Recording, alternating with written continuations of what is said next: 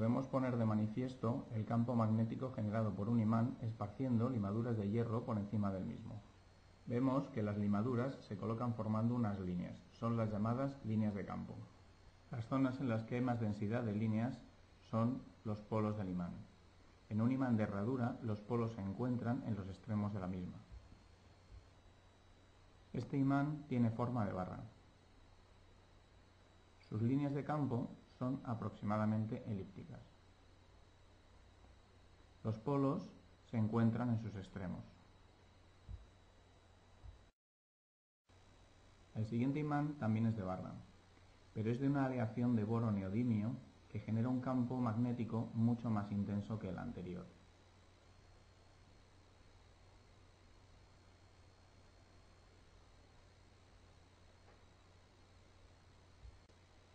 Se ve porque en los polos la densidad de líneas de campo es mucho más grande.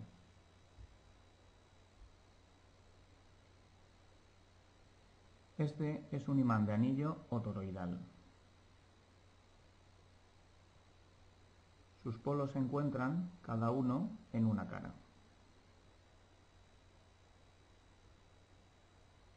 Este es otro imán toroidal, sin embargo, muy diferente al anterior.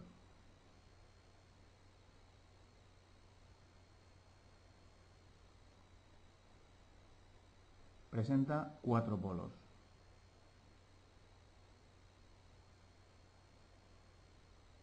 Uno, 2, 3 y 4.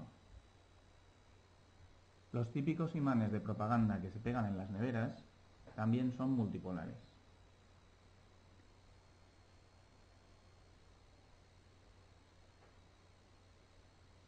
Presentan gran cantidad de polos en bandas paralelas.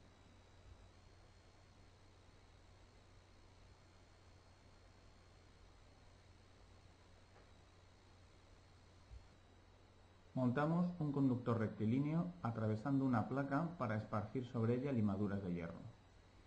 Al hacer pasar por el conductor una corriente de 30 amperios, vemos que se produce un campo magnético a su alrededor, cuyas líneas son circunferencias perpendiculares a la corriente. Si el conductor lo arrollamos formando una espira, las líneas del campo magnético que se forma son curvas más o menos elípticas alrededor de la misma. Muchas espiras juntas forman lo que se llama una bobina. Con ello se consigue que el campo magnético sea mucho más intenso. Exactamente, se multiplica por el número de espiras que tenga la bobina.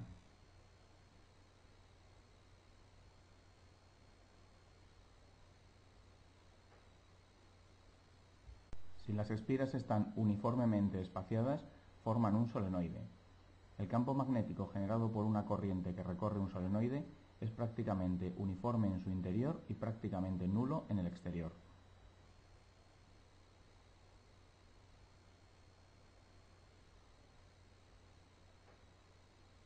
Conectamos un diodo a una bobina.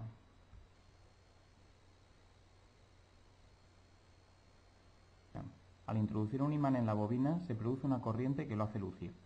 La luz del diodo cambia de color según el sentido de la corriente, es decir, que según el movimiento del imán sea hacia adentro o hacia afuera y la posición de sus polos, se produce la corriente en un sentido u otro.